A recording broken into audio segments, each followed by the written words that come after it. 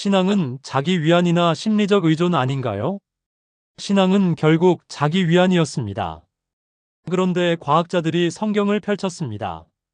전 세계 심리학자들과 뇌과학자들이 수십 년간 하나의 질문에 매달렸습니다. 종교를 믿는 사람들의 뇌에서 도대체 무슨 일이 벌어지고 있는 것인가? 그들은 확신에 차 있었습니다. 신앙이란 결국 불안한 인간이 만들어낸 심리적 방어기제에 불과하다고. 약한 사람들이 현실을 견디기 위해 선택한 정신적 마취제에 불과하다고. 수백 편의 논문이 쏟아졌고 수십 권의 책이 출간되었습니다. 결론은 하나였습니다. 종교는 인간의 나약함이 만들어낸 가장 정교한 자기기만이라는 것입니다. 그런데 연구가 깊어질수록 연구자들 스스로도 예상하지 못한 결과들이 하나둘 쏟아지기 시작했습니다. 오늘 이 이야기를 끝까지 들으시면 신앙에 대한 여러분의 생각이 완전히 달라지실 수 있습니다. 아니, 어쩌면 여러분 자신에 대한 생각까지 달라지실 수 있습니다. 저도 솔직히 고백하겠습니다. 저 역시 한때 이런 생각을 했습니다. 교회에 다니는 사람들을 보면서 저렇게까지 매달리는 건 결국 심리적으로 의지할 곳이 필요해서가 아닐까? 힘든 현실을 외면하기 위한 도피처가 아닐까? 매주 예배당에 가서 찬송을 부르고 기도하는 것은 결국 자기 암시를 반복하는 행위가 아닐까? 이렇게 생각한 적이 분명히 있었습니다. 그리고 이런 생각은 저만의 것이 아니었습니다. 현대 사회에서 상당히 많은 사람들이 똑같은 의문을 품고 있습니다. 특히 젊은 세대로 갈수록 이 의문은 더 거세집니다. 신앙은 정말 자기 위안에 불과한 것인가? 심리적 의존일 뿐인가? 결국 약한 사람들의 정신적 지팡이에 불과한 것인가? 이 질문에 답하기 위해 먼저 왜 이런 생각이 퍼지게 되었는지부터 살펴보겠습니다. 근대 이후 인류는 과학의 발전과 함께 모든 것을 이성적으로 설명하려는 시대에 접어들었습니다. 보이지 않는 것은 존재하지 않는 것이고, 증명할 수 없는 것은 믿을 가치가 없다는 사고방식이 지배적이 되었습니다. 현미경과 망원경이 세상의 비밀을 하나씩 벗겨내면서 사람들은 생각했습니다. 이제 더 이상 신이라는 가설은 필요 없다고. 이런 흐름 속에서 종교는 자연스럽게 과학 이전 시대의 유물 취급을 받기 시작했습니다. 번개가 왜 치는지 몰랐던 시절 사람들이 하늘의 신이 노했다고 믿었던 것처럼 세상을 이해할 수 없었던 시절에 만들어낸 이야기에 불과하다는 것입니다. 실제로 심리학의 초기 거장들은 종교를 인간의 약함이 만들어낸 환상이라고 규정했습니다.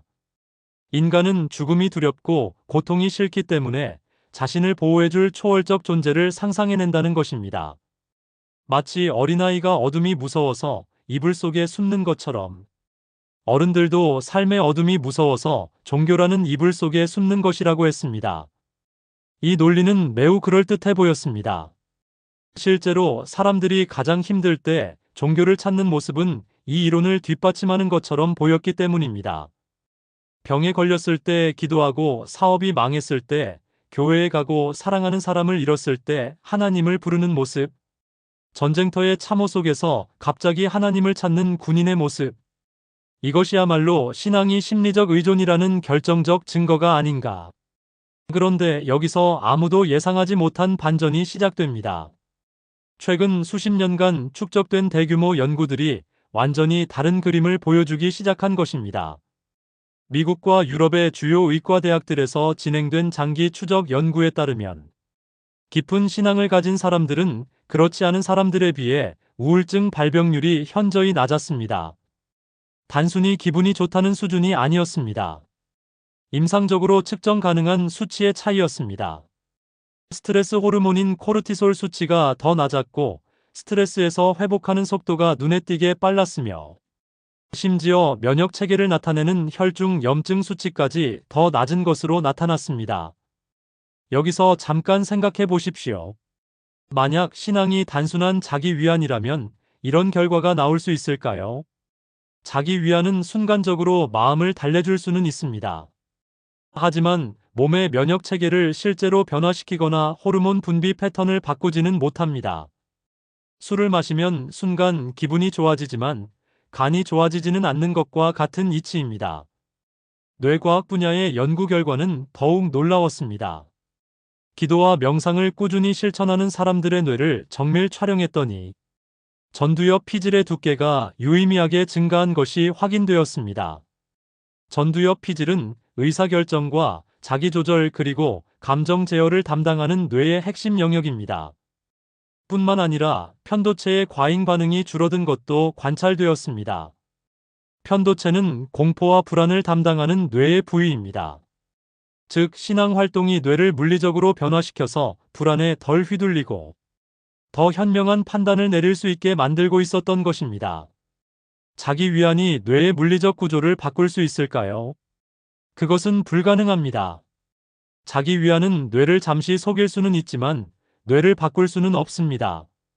하버드와 듀크 등 세계적인 대학병원에서 진행한 임상 연구에서는 수술 후 회복 속도까지 차이가 났습니다. 같은 수술을 받은 환자군 중 깊은 신앙을 가진 그룹이 그렇지 않은 그룹보다 평균적으로 더 빠르게 회복했다는 데이터가 반복적으로 보고되었습니다. 이것을 단순히 긍정적 사고의 힘이라고 치부할 수도 있겠지만 연구자들은 그 이상의 메커니즘이 작동하고 있다고 분석했습니다. 신앙이 제공하는 것은 단순한 긍정이 아니라 고통에 대한 근본적인 해석 체계의 변화였기 때문입니다. 더 흥미로운 연구 결과도 있었습니다. 신앙을 가진 사람들의 통증 인식 실험에서 같은 강도의 자극을 주었을 때 신앙이 깊은 사람들은 통증을 덜 느끼는 것이 아니라 통증을 같은 수준으로 느끼면서도 그것을 견디는 능력이 월등히 높은 것으로 나타났습니다. 이것은 매우 중요한 발견입니다. 만약 신앙이 자기 위안이라면 고통 자체를 못 느끼게 해야 합니다. 마취제처럼 작용해야 합니다. 그런데 실제로는 그렇지 않았습니다. 신앙인들은 고통을 똑같이 느꼈습니다. 다만 그 고통을 통과하는 힘이 달랐던 것입니다. 여기서 한 가지 더 주목해야 할 사실이 있습니다. 만약 신앙이 정말 약한 사람들의 도피처에 불과하다면 강한 사람들, 지적으로 뛰어난 사람들은 신앙이 필요 없어야 합니다. 그런데 역사를 보면 전혀 그렇지 않습니다. 역사상 가장 위대한 과학자들 중 상당수가 깊은 신앙인이었습니다. 현대 물리학의 기초를 놓은 과학자들 가운데 많은 이들이 우주의 질서를 연구할수록 그 뒤에 설계자가 있다는 확신이 깊어졌다고 고백했습니다. 인간의 DNA 구조를 밝힌 과학자도 그러했고 빅뱅 이론을 처음 제안한 과학자도 사제였습니다. 이들은 결코 약해서 신앙을 선택한 것이 아닙니다. 오히려 진리를 끝까지 추구하다가 신앙에 도달한 것입니다. 2023년에 발표된 대규모 메타 분석 연구에서도 비슷한 결론이 도출되었습니다. 영적 활동에 참여하는 사람들은 삶의 목적 의식이 뚜렷했고 사회적 고립감이 적었으며 자살 충동 비율도 현저히 낮은 것으로 확인되었습니다. 특히 주목할 점은 이 효과가 단순히 공동체에 소속되어 있다는 사회적 효과만으로는 설명이 되지 않았다는 것입니다. 같은 규모의 사회적 활동에 참여하는 비종교 그룹과 비교해도 신앙 그룹의 정신건강 지표가 일관되게 더 높았습니다. 무언가 사회적 효과 이상의 것이 작동하고 있다는 뜻입니다. 이제 성경이 이 문제에 대해 뭐라고 말하는지 들어보겠습니다.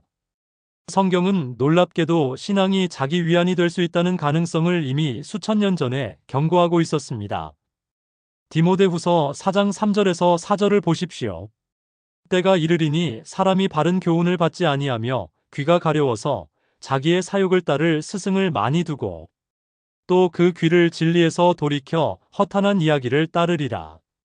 성경 스스로가 가짜 신앙 즉 듣기 좋은 말만 골라 듣는 자기 위안식 믿음을 정면으로 비판하고 있는 것입니다. 놀랍지 않습니까?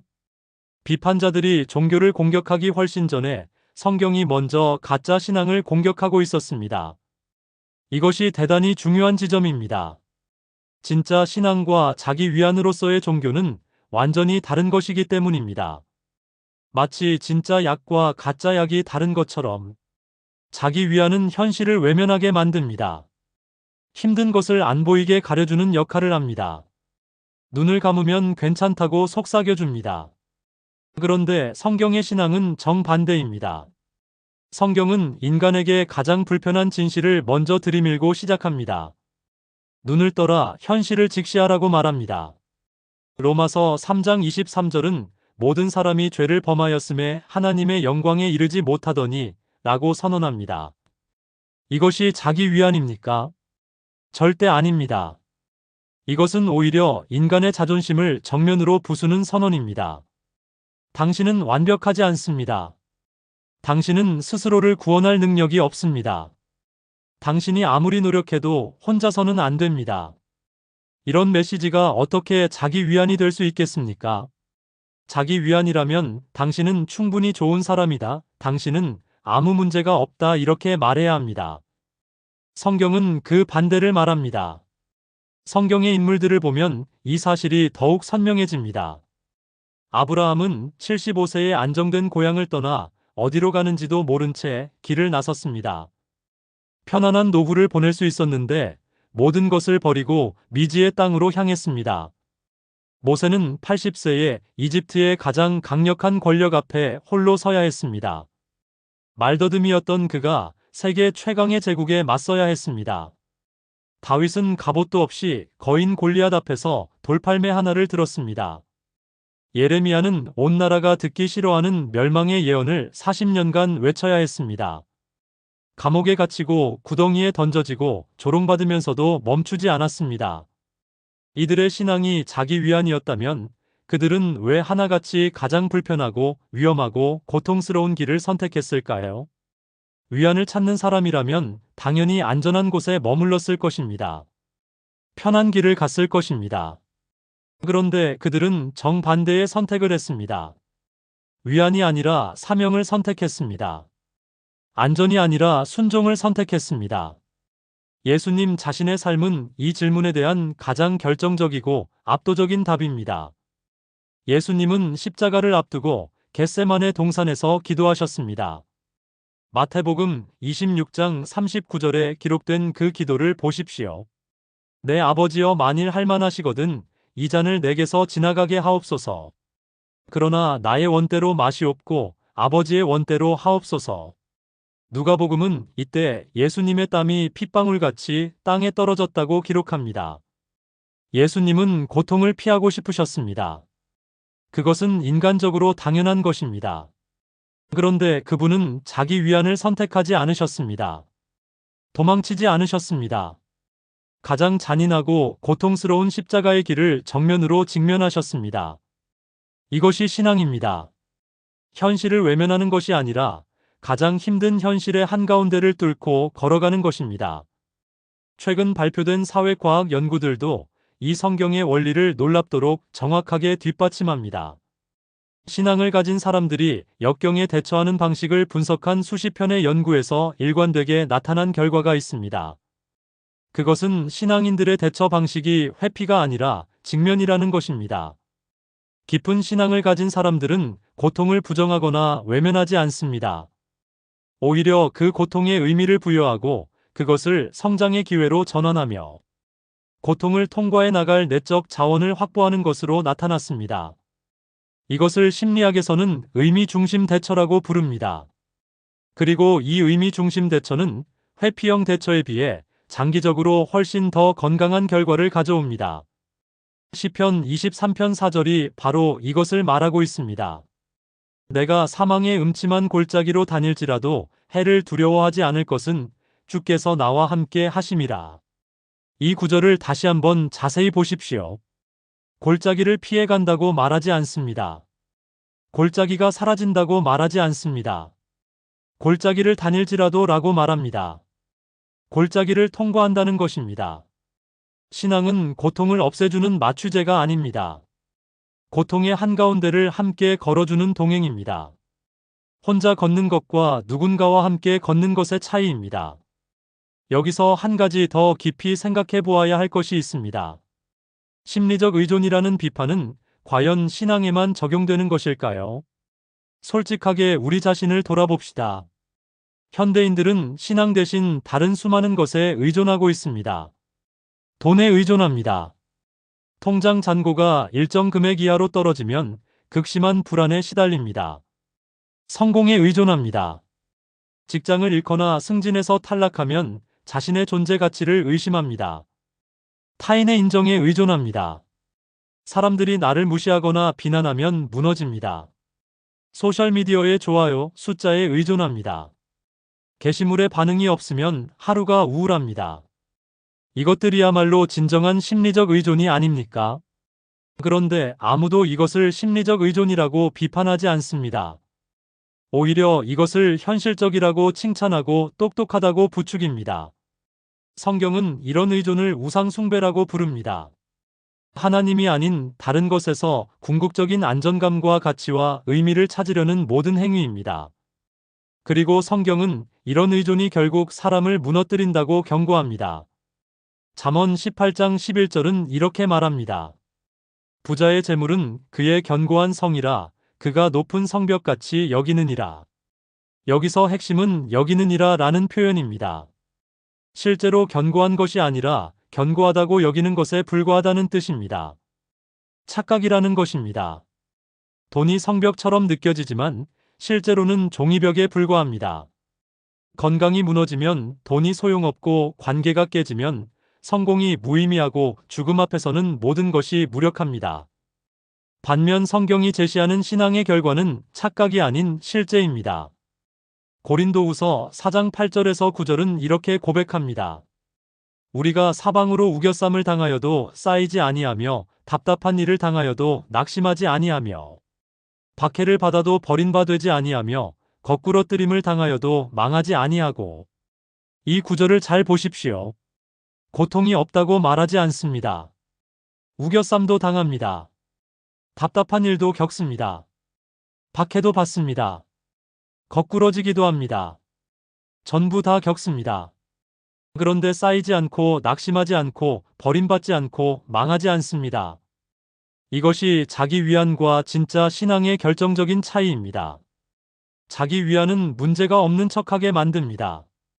신앙은 문제 한가운데서도 일어서게 만듭니다. 자기 위안은 현실을 가리는 안대입니다. 신앙은 현실을 직시하게 하는 눈입니다. 자기 위안은 거짓 평안을 줍니다. 신앙은 참된 평안을 줍니다. 요한복음 16장 33절에서 예수님은 이렇게 말씀하셨습니다. 이 세상에서는 너희가 환난을 당하나 담대하라. 내가 세상을 이기었노라. 환난이 없을 것이라고 하지 않으셨습니다. 환난은 반드시 옵니다. 피할 수 없습니다. 그러나 그 환난 속에서도 담대할 수 있다고 하셨습니다. 왜냐하면 그분이 이미 이기셨기 때문입니다. 그리고 여기서 한 가지 놀라운 역설이 있습니다. 신앙을 자기 위안이라고 비판하는 현대인들이 정작 자신은 끊임없이 자기 위안을 찾고 있다는 사실입니다. 소비로 위안을 찾고 오락으로 위안을 찾고 알코올이나 약물로 위안을 찾습니다. 정신건강 약물 소비량은 해마다 기록적으로 증가하고 있고 명상 앱 다운로드 수는 수억 건을 넘었으며 자기개발 산업은 수백조 원 규모로 성장했습니다. 이 모든 것이 무엇을 말해주는 것일까요? 인간에게는 자기 자신을 넘어서는 무언가가 필요하다는 것입니다. 그 필요 자체를 부정하는 것이야말로 오히려 자기 기만이 아닐까요? 전도서 3장 11절은 이렇게 말합니다. 하나님이 모든 것을 지으시되 때를 따라 아름답게 하셨고 또 사람들에게는 영혼을 사모하는 마음을 주셨느니라. 인간의 마음속에는 유한한 것으로는 채워지지 않는 영혼을 향한 갈망이 있다는 것입니다. 그 갈망을 돈으로 채우려 해도 안 됩니다. 성공으로 채우려 해도 안 됩니다. 쾌락으로 채우려 해도 안 됩니다. 유한한 것으로 무한한 빈자리를 채울 수는 없기 때문입니다. 이것은 설계의 문제입니다. 네모난 구멍에 동그란 조각을 아무리 밀어 넣어도 맞지 않는 것과 같습니다. 저는 이제 이렇게 확신합니다. 신앙이 자기 위안이라고 말하는 것은 신앙을 제대로 이해하지 못한 것입니다. 신앙의 겉모습만 보고 본질을 놓친 것입니다. 진짜 신앙은 가장 불편한 진실을 먼저 마주하게 합니다. 당신은 죄인이라는 선언부터 시작합니다. 가장 힘든 길을 걸어가게 합니다. 십자가를 지라고 말합니다. 가장 깊은 고통의 한가운데서도 일어서게 하는 힘을 줍니다.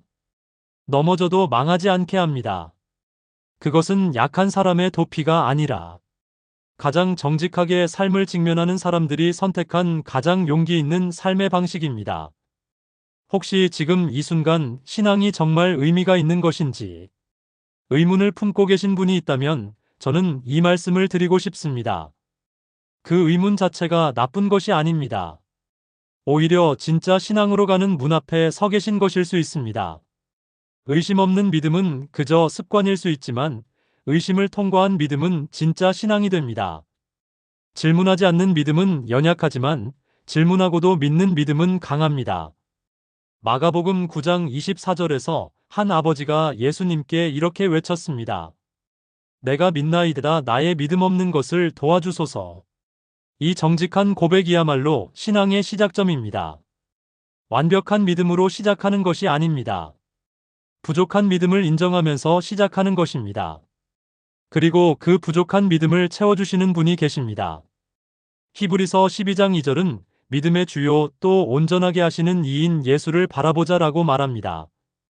믿음을 시작하시는 분도 하나님이시고 그 믿음을 완성하시는 분도 하나님이십니다. 우리의 역할은 그저 정직하게 손을 내미는 것입니다. 오늘 이 영상이 여러분의 마음 깊은 곳에 작은 울림이 되었으면 좋겠습니다. 신앙은 눈을 감는 것이 아니라 눈을 뜨는 것입니다. 현실을 도망치는 것이 아니라 현실을 이기는 것입니다. 고통을 외면하는 것이 아니라 고통을 통과하는 것입니다. 그리고 그 힘의 원천은 우리 안에 있는 것이 아니라 우리를 만드시고 우리를 사랑하시는 분께 있습니다. 이 영상이 도움이 되셨다면 구독과 좋아요 꼭 부탁드립니다. 알림 설정까지 해주시면 이런 깊은 이야기들을 매번 놓치지 않고 만나실 수 있습니다.